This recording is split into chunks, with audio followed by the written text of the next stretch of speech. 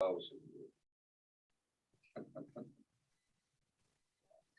I had an issue on the way here.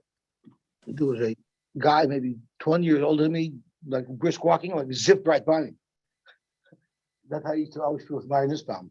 He used to like run at he used to do like a 10-minute mile with his walker. I was asking him how, like, you have a walker, you run so fast, how do you do it? So he told me the reason why he does it is because he was supposed to have open heart surgery in the 60s, and he went to Rav Moshe before he was going to have it. In those days, it was a big deal. Rav Moshe told him, "I want you to go see this and this doctor." The doctor looked him in the eye and says, "Mr. Nussbaum, everybody else, yes, I would tell them to get open heart surgery, but I see the fire in your eyes. If you promise me and yourself that you'll do a 20-minute mile every single day, you don't need it. You don't need it. Your heart will fix itself." So he says, "I'm literally running for my life." And it was funny to see with a walker, he would like be running that you couldn't keep up with him. Remember? He used to walk with his walker. I would say it was him in Sonsuk, but he's already with Rav Moshe. Okay. So we are at the bottom of Daf Pei, Gimel Amud Beis. We're finishing up Perek Ha'aral, and we're going to be starting a Perek of Chazara. The whole Perek, at least the first Mishnah and the Gemara afterwards, is really a Chazara of what we've already learned. So we're at the bottom of Daf Pei, Gimel Amud Beis. Amar Rab Nachman bar Yitzchak, Afana Nami Tinina. We just quoted Rabbi Eliezer, who said that normally we consider androgynous like a zachar, but not legabe karbonis. A behema that's an androgynous would not qualify as a behema zachar, and it wouldn't become a carbon. Now we also learned another brayta to support this. Rabbi Eliezer says, haklayim, if you have klayim, so a behema of klayim, with treifa, or a behema that's treifa, the Yosy a behema that was born through a C-section, tumtum vandroginus, which is what we're focusing on. So these 5 karbonos, they're very unique. These 5 types of karbonos. And Rashi says, if you're makdish many other of the different psulim, if you're makdish them for a carbon, even though they're not royal for a carbon. For instance, Rashi says on the 4th line, going roiva, venirva, an animal that was nevelas or that was boiled, or muksa, an animal that was set aside for avodah zarah, or v'nevad, or an animal that was served as an avodah zarah, the esnan and esnan zaino, mechirkelev, all of these items, you're not allowed to bring them for a carbon. But what if you took one of those items and you said, arezu oila? In those cases, chayla alayu kedushas aguf. They would actually become a carbon. Now, of course, you can't bring them for a carbon, but they become a carbon, and you're not allowed to be makriv them, so you have to put them out to pasture, wait until they get a mum, and then you're paid. Once you pay to them, they have the regular halacha psulim ekdashim sheniftu. If you have a carbon that became possible, let's say you got a mum after you were makdish it, so you're not allowed to bring it as a carbon. So you wait. So then what do? You put it up for sale. The person who buys it can't do anything he wants with it. Psulim ekdashim sheniftu have restrictions. You're not allowed to use it to shear its wool. You're not allowed to use it if it's an animal to do work. All you're allowed to do with it is shechter and eat it. So any animal that becomes kachim, becomes like kachim, it needs a mum kavur to be paid, and once you're paid, it's also begizav avoid. But these 5 items, klayim, treifa, yetzidoif, and tumtum and androgynous, Rashi says, they're even worse. Loi chaylu alayu ela kedushas damen. If you try making them into a carbon, they will only become like bedek abayis, the value of their money, kedikla ba'alma, as if you were donating a tree. And therefore, the niftin b'loimim. So even if you said on an animal that was an androgynous, harei zu oila, it doesn't become an oila. It becomes bedek abayis, and you're paid it. And once you're paid it, there's no restriction on it. So why isn't tumtum and androgynous considered a mum? Why is it not considered a mum? Yeah. I think there's a list of what precisely consists of a mum. I don't think those are on the and list. We go, and there's nothing besides that list that is a mum. I mean, if something no, weird, even a treifa is not a mum, and it can't survive. So if you have some defect that's not on the list, so that's kosher. That's kosher to bring a. Not necessarily. Kalayim, treifa, yotzidoif, and tumtum and androgynous are not on the list, but they're still not kosher because we learned them out of a separate pasuk. Right, but they're not possible because of but mum. it's not considered a mum, you're saying? Correct. A mum is also a madrega. Yeah. So what we need to prove, we've already approved. We've already accomplished that an androgynous, if you're makdish it won't even take on kedusha. Now we're going to get now into the more details of what the Brisa says. The Brisa says loy kedushin v'loy mekachin. Now we have already stated that if you try to be makdish these animals as a carbon, they're like bedekabayis. But let's talk about a carbon of balmum. If you have a balmum and you're makdish it, the balmum, if you try to be makdish it will not become kodesh. So if you have an animal, a balmum, and you say harezu oila, it doesn't become an oila. It stays chum. It becomes bedekabayis. But what if I have an animal that was a kosher oila, it didn't have a mum, and it got kodesh, and then I took an animal and put an animal beside it that had a mum, and I said harezu tambuda zu. So I used the tamura. I think we just learned the parsha of Tamura. I think it was at the end of the Chagosai, right? So there is zu, Tamudas zu. Then Kedusha will be chal. So even though you cannot be makdish balmum, through Tamura, you could be makdish balmum because it says, Lo yomer oisai toiv b'ra, b'toiv. You're not allowed to do it. Vice versa will work. So even a balmum, which you cannot be makdish, it will become Tamura. However, these animals, loy kedosh, not only can you not be makdish just by saying harezu oila, even if you tried using tamura to get them to be kadosh, it will not be kadosh at all. Tamura will not work. V'loy mekachin, and you can't be makdishem, and they can't make another animal into tamura. So the obvious question is, if they can't even become kadosh, why do I need a brisa to tell me that I can't make a tamura from them? They couldn't become kadosh in the first place. So that's the question that Rashi asks. But before we do Rashi, I just want to read the last two lines of Amar Shmuel. Like Kedusha means b'tmura. They can't even become Kaddish through a tmura, like we explained. And they cannot make another one Kaddish by making it into a tmura. Shemami no, you see our point that Rebbe Lezer holds and androgynous is not right to be brought as a carbon. So now we have to deal with the question, if we know you can't make a Kaddish in the first place, so of course you can't make a tmura, you can't make it into a tmura, because it can't even become Kaddish. So there's no Kedusha with which to pass on to another animal. Right?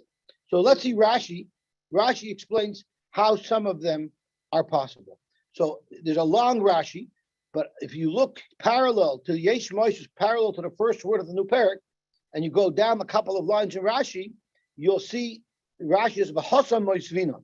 Over there, the Gemara asks, the Maseches Tamura, v'chimeach she'ein kedoshin, if you can't be makdish them in the first place, heich makdishin. So how would you think that if you said zu tamura zu, that it will be able to transmit kedusha if in itself never can become kodesh in the first place? So Rashi, there are certain cases where it's possible. Here at the Moitzei, the only cases you'll find, so we have 5 cases we have to deal with, right? Treva was the second one. So the first case was you were makdish a regular animal, and then it became treva. So that animal got kedusha, because if it was treva, it would never have been able to become kodesh. But when you were makdish, it was not treva. Now it became treifa. You cannot make another animal into tamura from a treifa, even though the treifa does have kedusha, tamura will not work. Or b'makdish vlad, you had an animal that was pregnant, and you were makdish not the animal, not the mother, but you said the vlad should be a carbon. So that is chal. After it became a carbon, only then did it become a yotzei. Then something happened; they had to do a C-section on the mother. So once again, Kedusha was able to be chal on it before it developed this condition. So that works well with Treifa and the Yotzei, which we could say the problem developed after it got Kedusha. But what about Klayim? Klayim is from its conception, it's already Klayim. Or Betumtum Vandroginus, right? From its beginning, it's already possible. So how did that ever become Kodesh?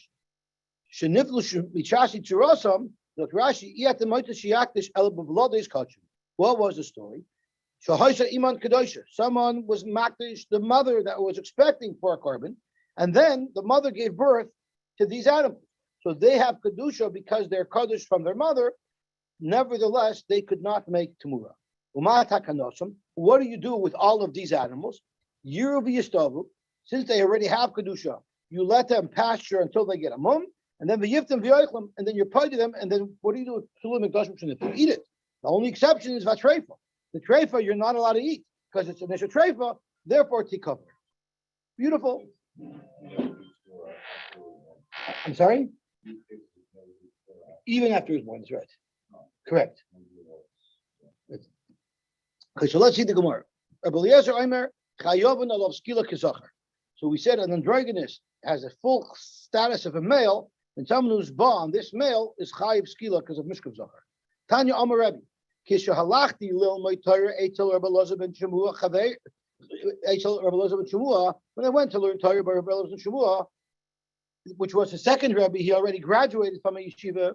Chavru alai talmidav, the talmidim of Rabbi Elazar ben Shemua.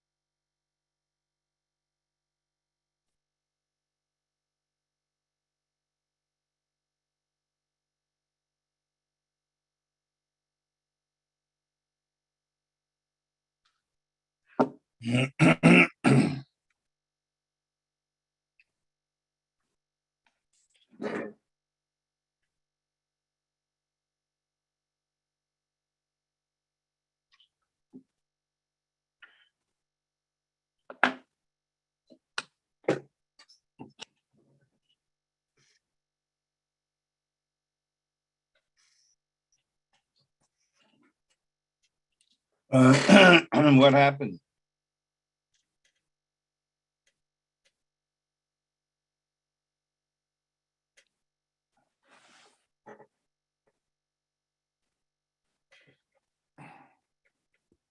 There was a power blip. That's them and us. I guess so.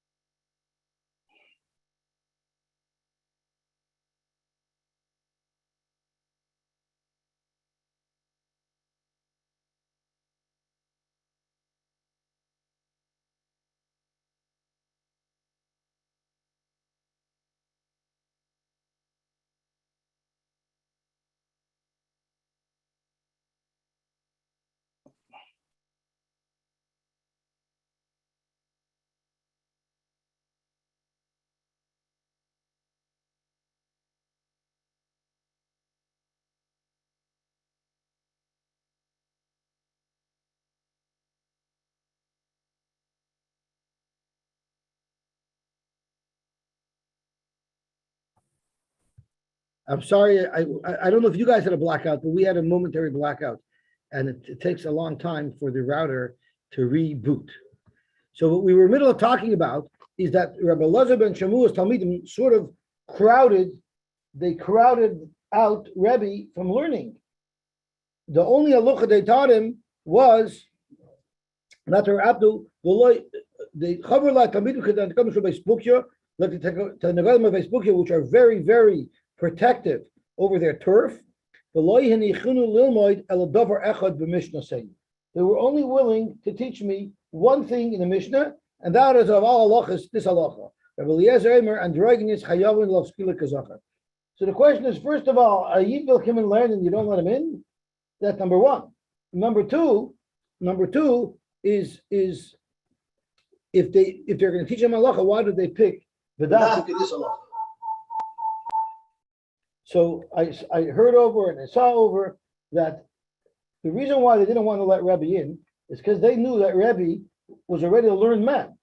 So they were choshit that he wasn't coming to learn, he was coming to slug up the words of Rabbi Elazar ben Shemua. So the Talmidim crowded him out. The question is, why would he be mavaza? Why would there even be choshit that he's going to try to slug up Rabbi Elazar ben Shemua? Would he not have kavod for the Talmidei Chachamim? The teretz is, how do you know you're supposed to have kavod for the Talmidei Chachamim? Because it says, Esh Hashem alekech hatira, Es l'Rabbis Talmidei Chachamim. But they thought that maybe he wasn't darshaning the S. So that's why they told him, B'dafka this halacha. Because how do we know androgynous is chayavun alav skila kazachar? We know it from the pasuk of a es zachar, l'sishkav miskreisha.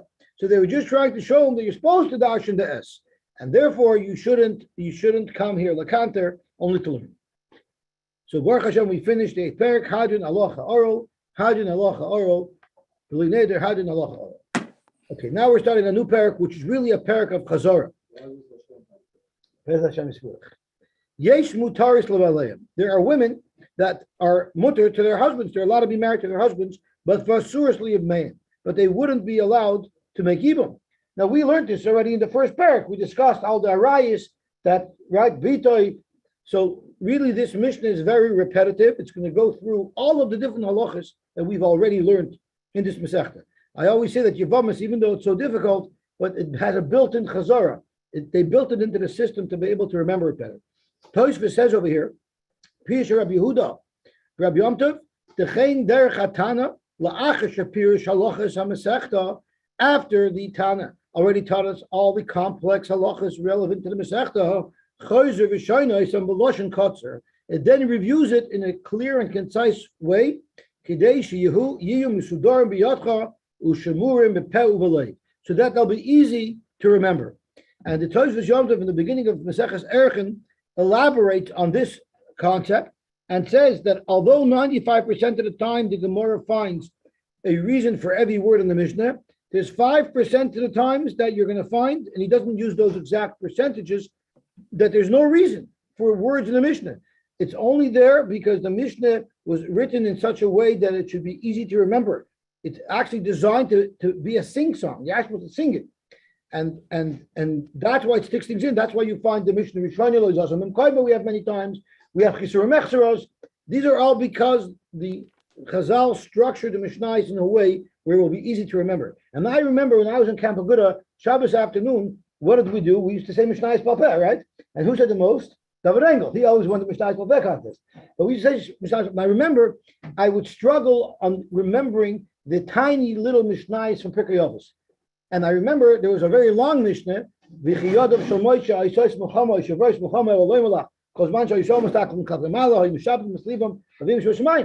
the guy asked me, I don't understand, this Mishnah you rattle off like it's second nature, and then this tiny little Mishnah you can't even remember, it's 8 words, what's the matter with you? So I told him, if it's a song, it's easy to remember. But that's exactly how Chazal designed the Mishnahs, that it should fit into a song so that it should be easy to remember. Of Mishayis. No, right. Really? Wow.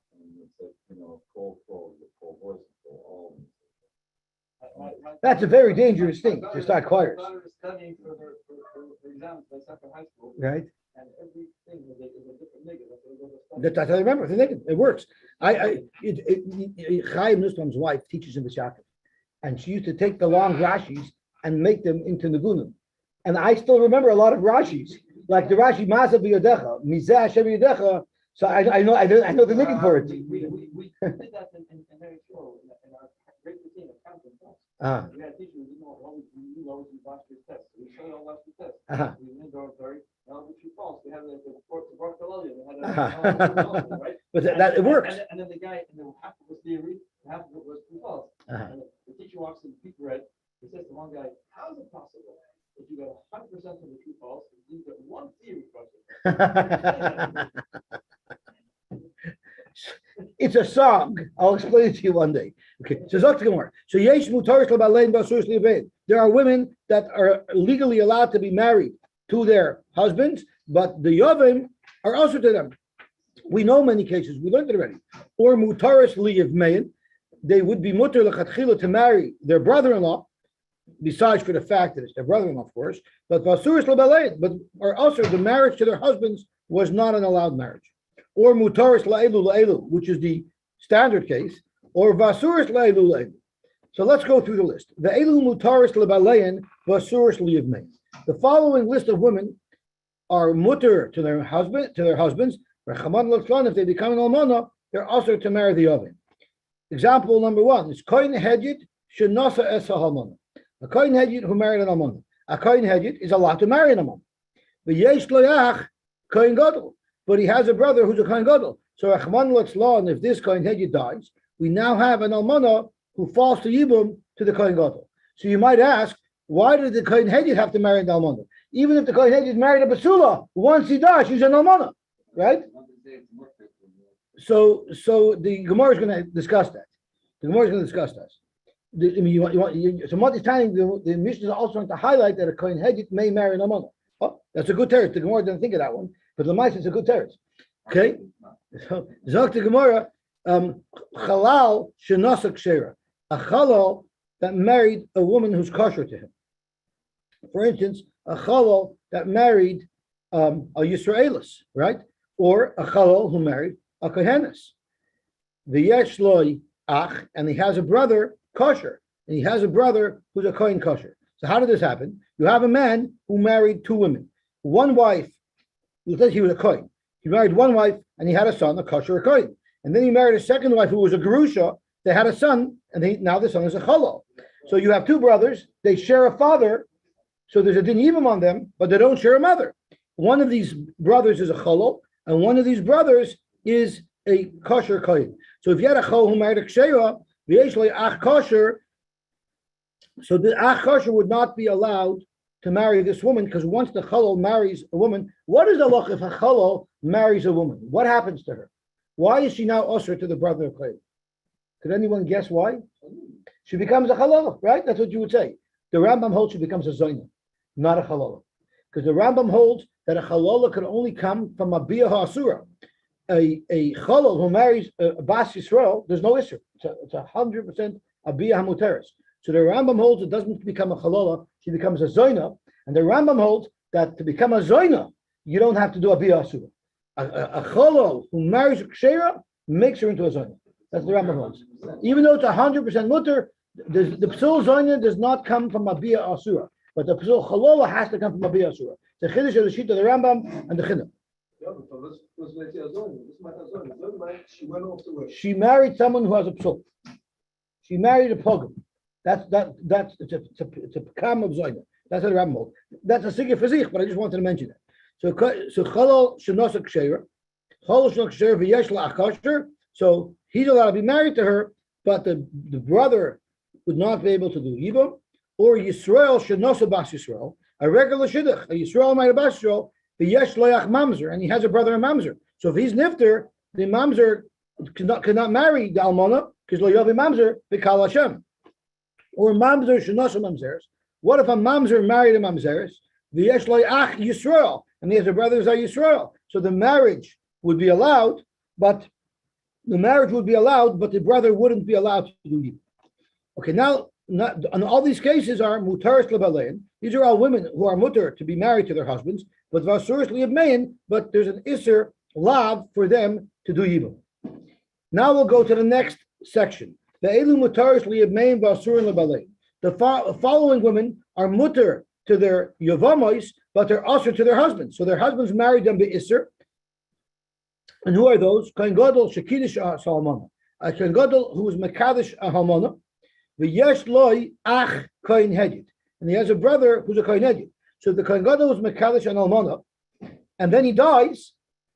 So this almana, he wasn't allowed to be mekadosher, but this almana, his brother would allow to do even. Why isn't she a halala? Because the Kohen Gadol was mekadosh almana. I'm sorry?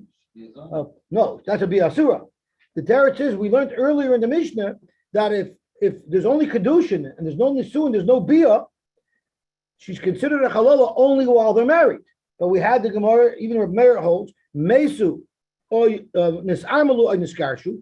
If the kohen never consummated the marriage with a nisuin, she becomes ois halala once he dies. So that's what Davka Kohen Shekidish es almana. And this will be very relevant when the Gemara analyzes the Mishnah. So Kohen Gadol Shekidish es almana. A Kohen Gadol to make kedushin and almana. So she's only a halala while she's married to him. But v'yesh loy ach Kohen Hedid. And then he dies. So now she reverts back to her almana. She's not a halala, and he has a brother Kohen Hedid who would be allowed to marry her. So there you have a woman who was also to be married to her husband, but her brother-in-law there was no issur for. Or kosher shenotzer halala. A Kohen kosher who married a halala. A Kohen kosher is not allowed to marry a halala. But when he dies, but he has a brother who's a halal, so therefore, to the brother, she's muteris. Or Yisrael shenosu mamzeris. A Yisrael married mamzeris, of course that was usher. But Yeshliach mamzer, he has a brother, a mamzer, who would be muter to marry this woman. Or mamzer shenosa bas Yisrael. A mamzer who married a bas Yisrael, once again, that's also the Baal. But v'yesh loy ach Yisrael. But he has a brother that's not a mamzer. Therefore, when he dies, he would be able to do the evil.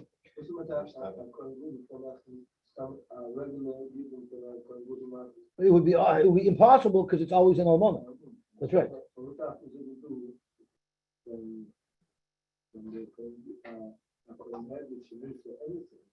Right.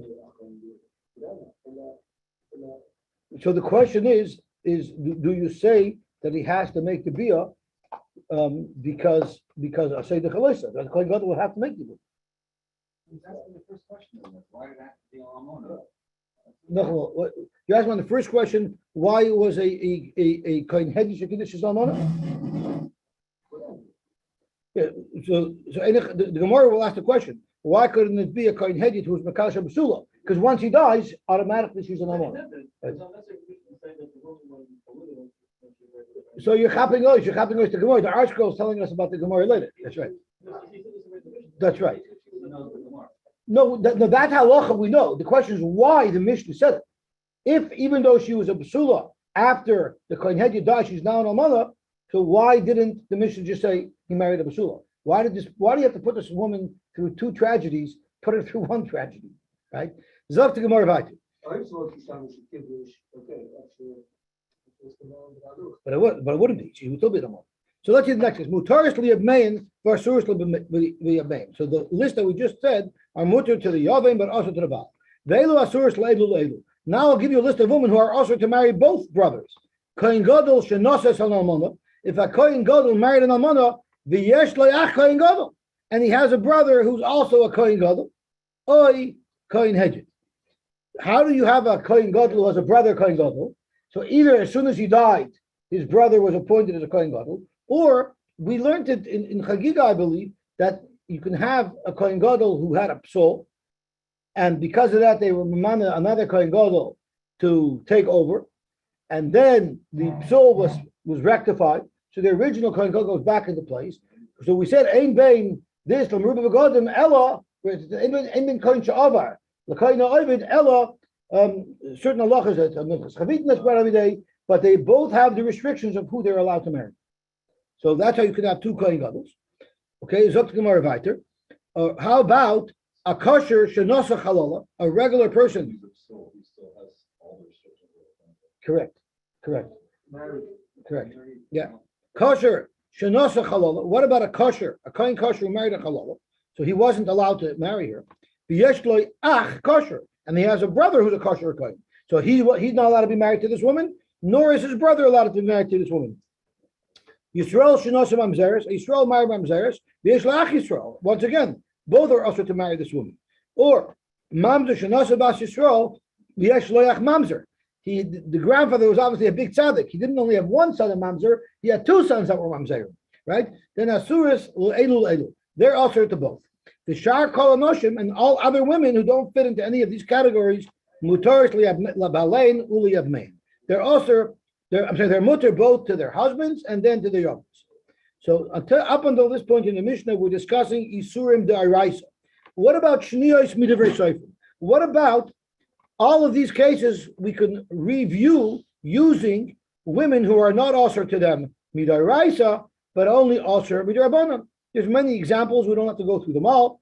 Shniya Labal v'lo Shniya Liyavim. If she was also Midarabanan to her husband, but she was not also Midarabanan to the Yavim, then Asura Labal Umutaris Liyavim. Shniya Liyavim, if she was also Midarabanan to the Yavim, v'lo Shniya Labal, Asura Liyavim Umutaris Labal. Shniya Lazeh Lazeh, Asura Lazeh V'Lazeh. Now that we finished with halachas of Ibum, now the Mishnah is telling us a chiddush. You would think that shniyos are less chomer, than an isur lav, an isur daraisa. But in fact, we find, and the Mishnah here is going to share one example with us, that shniyos are considered arayos. The chachamim were stricter with shniyos than they were even with chayvei lavin. And the Gemara is going to tell us svaros, and the obvious svar is also chizuk l'devrayim. People don't give enough respect to isurim derabanan, so because of that, they throw the book at you if you're over a shniyos. So therefore, ein lo like ksuba.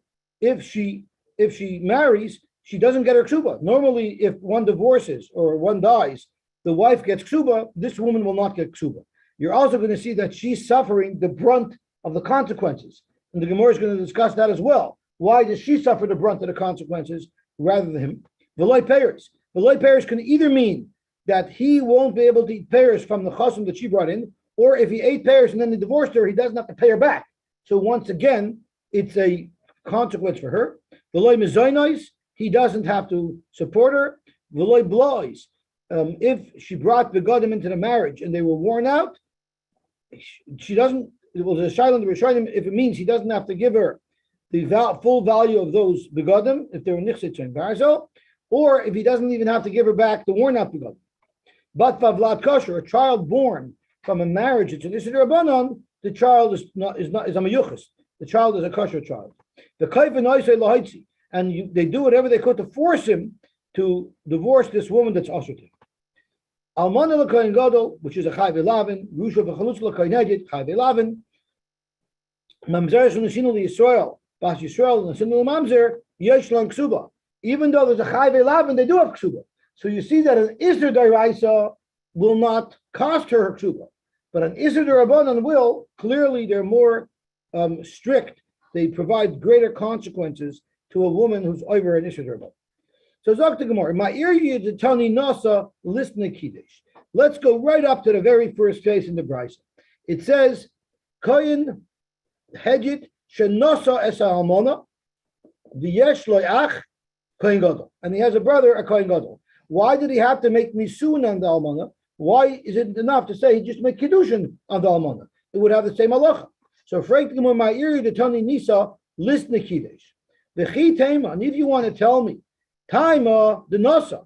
The only reason why the Kohen Gadol may not make Yibum on this woman is because there is Nesuin. And the fact that there's Nesuin makes this woman into a Ba'ula. And now there's two reasons that prohibit this Yibum. First, you have the Asay of Kiyam B'Shulam Me'ama B'Ikach Isha, and you have Almana Ugrusha V'Chalola Zoyna as Eloyikach. So since there's an Asay and a Loisaseh against the mitzvah Asay of Yibum, you say in Asay Doicha Loises Avasay. Aval Kiddush. But if this woman only had Kedushin, which means although she's an Almana, but she might not be a Bu'ula, so then you would say Asay Asay V'Doicha Loisaseh. The Asay of Yibum would be Doicha the Loisaseh of Almana Loikach. But Dr. Gemara, by now, after having learned Yevamos up until that Peidalid, you should know better. V'Hakula Pirkin Asay V'Loisasahu. In all of the Masechta we learned when it's only a chayve lav, v'loy asi asay v'dachi loy saseh. Even by chayve lavin, we say that there is no din of yibum.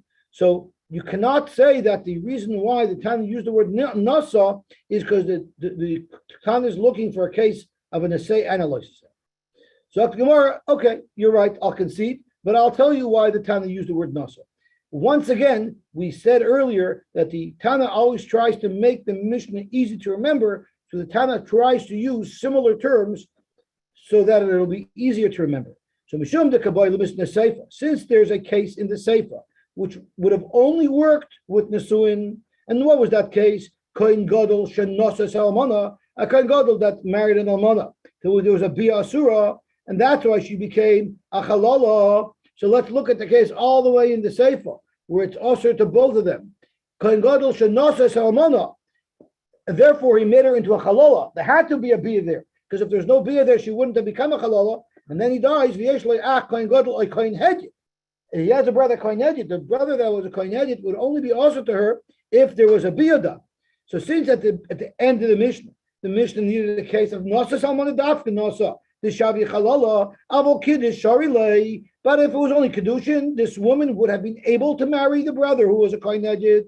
So it needed a case of Nasa, therefore Tanami Resha Nasa. Maybe that's the reason. Frek the Gemara, if that's the reason, well then look, don't jump all the way down to the Sefer where it says Kohen Gadol Shenosa Salmana. Go halfway down where it says Kohen Gadol Shekidish Es Salmana. But the Tani Mishum Sefer, you're telling me use the word Nasa, because all the way at the end of the Mishnah, there was a case of Nasa that had to be Nasa. Let's look at a case much closer, in the middle case of the Mishnah, where it uses the word Shekidish. Listni Mishum Mitziyasa. It says Kohen Gadol Shekidish Es Salmana, a Kohen Gadol who was Mekadosh Almana, v'yesh lo ach Kohen Hedjit, and he has a brother Kohen Hedjit. There we say that the Kohen Hedjit could do Yibum because she's only an Almana, she's not a Chalala because there was only Kedushin, which is what we discussed. So there it has to be Badavka Kedushin. So let's use the word Kedushin in the first case, where it doesn't matter which is which, because of the case, the next case, that was a case of Kedushin. So Kohen Gadol Shekidish Es Almana v'yesh lo ach Kohen Hedjit. Ella, the real reason why it's used Nasa is Mishum Bas Buksa. It's because of the case that's side by side with the very first case in the Mishnah. What is the case that's side by side? So let's look. Kohen Hedjit Shenosas Almana v'yesh lo ach Kohen Gadol, and then there's Chalol Shenosak Sheira. By the Chalol Shenosak Sheira, the only way she'll become a Chalala is if there was a Bia involved. So Zokt the Gemara, because of its partner, the Kabbalah Mishnah Chalal Shenosak Sheira. The only way she becomes a Chalala, if there's a Bia, time of the Nasa the Shavi Chalala, she only becomes usher to the other brother if he actually made Nisun on her. Avol Kiddush Sharilei Mishumachi Katani Nasa. So we don't have to create the further cases. The two cases that were mentioned side by side, since one of these two cases needs to be a case of Nisuin, it picked the case of Nisuin. But book says a neighbor?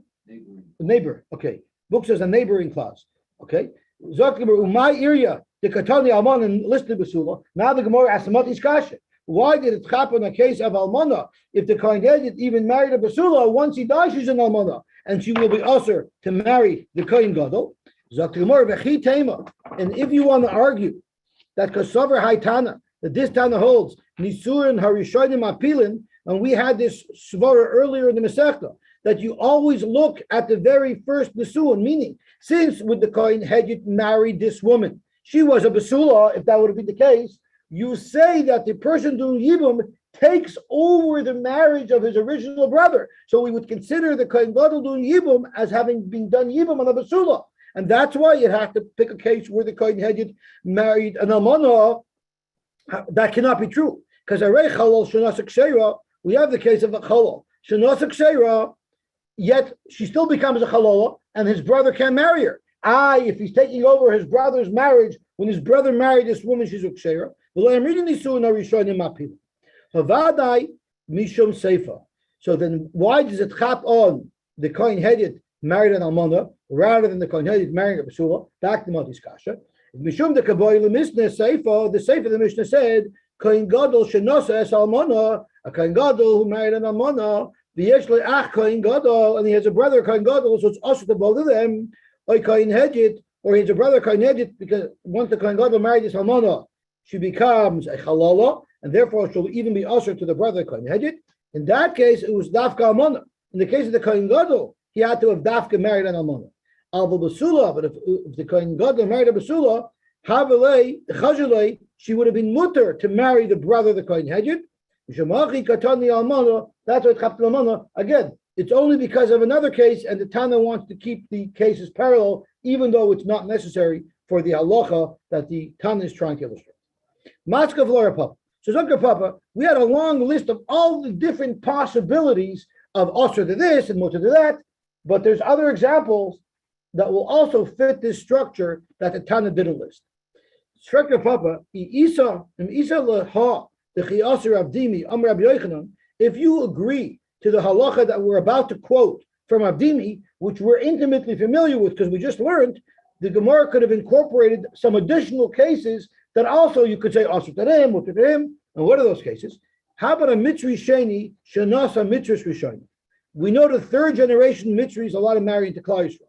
So if you had a mitzri sheni that married a mitzris rishona, so Reb Dimi said we had a machlokes, but Reb Dimi said in the name of Rabbi Yochanan that b'na sheni, right? It was a machlokes of what Rabbi Yochanan said, but Reb Dimi said that the b'na would be a sheni, meaning it goes to the highest level of psul. So if that's the case, if you say that you revert back to the highest level of psul, b'na sheni hava listening nami mitzri sheni shenasa shtei mitzrayis. You could have a mitzri sheni that married two different women. One was achas rishona. One was a first generation mitzvah, which would make her son into second generation, who's still also to marry into Klal Yisrael. The Achashniya, but this mitzvah also married a second generation mitzvah. Their son could marry a Yisrael. And he had children. So some of his sons were, so you have two brothers now. One brother is a mitzvah sheni, who's not allowed to marry into Klal Yisrael, and one brother is a mitzvah shlishi, who's allowed to marry Klal Yisrael.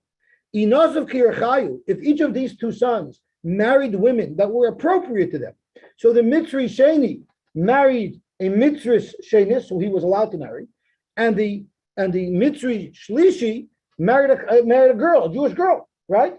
So what is the halacha? Each of these two people are allowed to be married to their wives, but if each of these people die, they're not allowed to marry their brother's wives. Because right, so that gets a little complicated. But I'll call upon them. You have here an example using this sheet of Rabbi Yochanan, where we could also illustrate this concept of mutter to one and osur to the other. So there it's mutar to balay and basur to main the epoch the nasiv, and if they married women who were not appropriate for them, so the mitzri sheni married a Yisraelis illegally, and the mitzri shlishi married a mitzris. So then it would be mutar of mayim versus lebelayim in certain cases. And you have a case of mutar leilu, which women would be mutar to both giyaris if they all married giyaris. So there's no problem of marrying a yid. And the surus leilu would be islanders, because in islands nobody's allowed to marry. So here you also have a whole set of cases that would fit into our Mishnah. Why did our Tana omit this set of cases? Zok, you're 100% right. This is a perfectly appropriate set of cases. You know why the Tana missed it? Because the Tana doesn't always have to give a fully exhaustive list of everything. The Tana is allowed to leave some over. Tana v'shayir. You're right, this would have fit perfectly in, but the Tana didn't want to list every case. That's right. So the Gemara asks, my shire to high shire. The only time you can argue that the Tana left something out is if the Tana didn't single out one case to leave out. So you'll have to tell me another case that would also have fit into this Mishnah that the Tana omitted. Zok Gemara shire psuadaka. Now using a psuadaka, if one of the brothers is a psuadaka, if the other brother is a psuadaka, you can also build this entire case. So it could have done with psuadaka, and it didn't. So therefore, you see the Tana left over two, that's acceptable. The fact that it left out psuadaka, that's not considered that the Tana left anything out at all. You know why?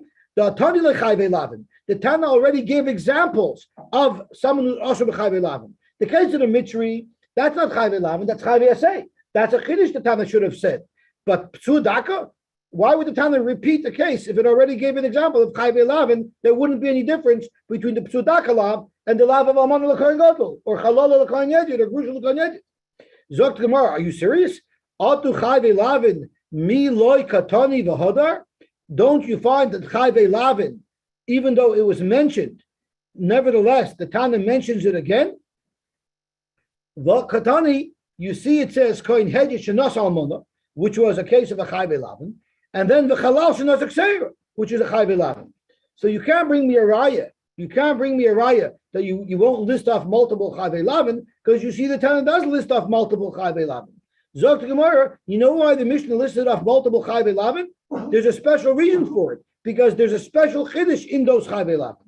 Hahu, it's trichele lashminan. The reason why the Tana specifically mentioned the case of chalal shenosek sheira, even though it's chayve lavin and it should be included in the case of kohen hedjit shenas almana, is to teach you a side chiddush.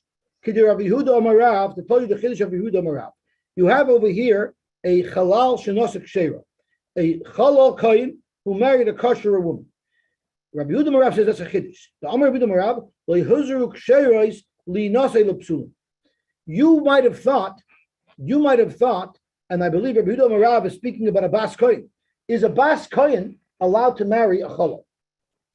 You might have thought that a bas kohen may not marry a chalal because now she's passing with herself on puna. Zok Rabbi Yehuda Amarav lehuzru ksheiros linasei lepsulim. A bas kohen is in fact allowed to marry a chalal. So you're right.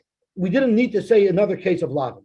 But as an aside, the Tana wanted to throw in this bit of information that a chalal is allowed to marry a kshera. Freik to Gemara, that's fine. But we have another redundant case of a chayve Lavan. But kadani chalal shenasa kshera, the Yisrael shenasa bas Yisrael, v'yesh loy ach mamzer. So that's also another case of chayve Lavan. So you see, once again, the Mishnah will be redundant and mention multiple chayve Lavan. So it should have said psudak as well. Zok to Gemara, that's different. That's a lav shein shava b'koil. Zok to Gemara, hanami loy mahader Mishnah. That's also not repeating the same halach of chayve Lavan because it's telling you a chiddush. The ashmin lav shein shava b'koil. First, it's telling you that by a lav shein shava b'koil you still do yibum. But kamash malon that even a lav shava b'koil. So first, we're talking about an isher kahuna. Chalal is only asher to koil, not asher to Yisrael. There you do yibum. And then the Mishnah says, even if it's a mamzer is an isser to everybody, not just a kohanim. Even there you do yibum. Zok Gemara, but we still have another repetition. Hakatani Yisrael shenasa mamzeres v'yesh la'ach Yisrael. So that's for sure. Actually, there's no extra chiddush in there. El lav shmamina tana v'shayir shmamina. You see clearly that there's cases in the Mishnah that are repeated. There's extra lavin, yet it doesn't say psuadaka. And it should have, because it lists off multiple chayve lavin, even though there's no special chiddush, nevi chayve lav. It doesn't say psuadaka, so by the same token, it doesn't mention mitzri. Gufa zok tomorrow. Amar Rabbi Yehuda Amarav. Rabbi Yehuda said the name of Rav, loihuzaru kisherish lihinasli l'psulim. A bas kohen is allowed to marry a chalal. Lema Messiah. Let's see if we can prove this point. Chalal shenosek sheva. One of the cases in our Mishnah is a chalal shenosek sheva. My love. Let's say when the Mishnah says kshera, which is what we wanted to argue it means, but it's not necessarily muchach. But let's say when it says kshera in our Mishnah, it's referring to kayenes haru'uyalai, who's allowed to marry him. Umay kshera l'kahuna. So let's say the case of chalal shenosek kshera is a chalal who married a girl, a kayenes, and now you have a raya that a kayenes is allowed to marry a chalal. So we don't have a raya from there. Lo Yisraelis. You can just as easily say that this case is speaking about a Yisraelis who married a chalal. Umay kshera. So why is she called a kshera? Kshera l'kahol. She's not a mamzer. Why would she be also for the brother of Christ? Still married a chalal. No. A kshera who married. We're talking about a chalal who married a kshera. A kohen chalal who married a kshera makes her into a chalala or into a zoyna. That's the discussion that we had earlier. Her. Even if she's a Yisrael. Even if she's a Yisrael, if she marries a chalal, she either becomes a chalala or, according to Rambam, she becomes a zoyna. I'm sorry? A bas kohen can marry a chalal, yet she still becomes a chalal. It's mutter for her to marry, but it still makes her into a chalal. In other words, there's a machlokes, the Rambam and the other Rishonim, could you become a chalala if it wasn't a biyah hasura? The Rambam holds you cannot become a chalola if it's not a biasura, but you become a zayna if it's not a biasura. But either way, either one would agree that a Yisraelish can marry a chalol is a bia kshera, and she becomes possible either because she becomes a chalola or because she becomes a zayna. But that's only as long as she married. I'm calling that married. No, even after she's divorced, she remains a chalola. So what? From was I'll call him Zucher was the Chaspedat. I call him Zucher. As long as he's married, he's a chulon. After that, The man. right? It's a man's world. It's a man's world. That's why we make a bruch every day. Shalom Yosani Israel. Exactly. It's a man's world. I opened the Rambam. She became a son. Okay, but if the facility. I hear. You saying good? So Zok Mike share the call. Zok Tamar Ihachi. Oh, we better stop. It's already 6:55. We didn't finish the Amid, but we got close enough. We'll stop here and we'll be Mamshach tomorrow. Shkoyach.